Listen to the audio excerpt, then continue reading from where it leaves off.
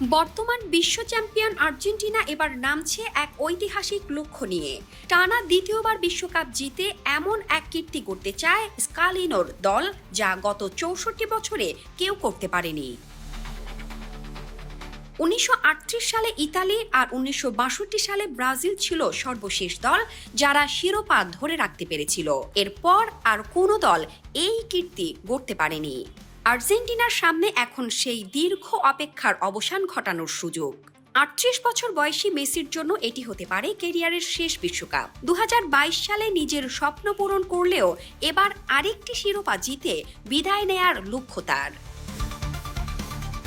Martinez, Romero, Enzo Fernandez, Mac Allister, Lautaro Martinez ও আলভারেজদের নিয়ে গড়া এই দল এখনও বিশ্বের অন্যতম শক্তিশালী স্কোয়াড।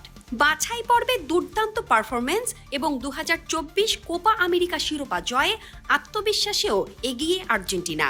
তবে সমালোচকদের প্রশ্ন, দুর্বল প্রতিপক্ষের বিপক্ষে বেশি প্রস্তুতি ম্যাচ খেলায় নকআউট পর্বে ফ্রান্স, ব্রাজিল বা স্পেনের মতো দলের বিপক্ষে তারা কতটা প্রস্তুত থাকবে।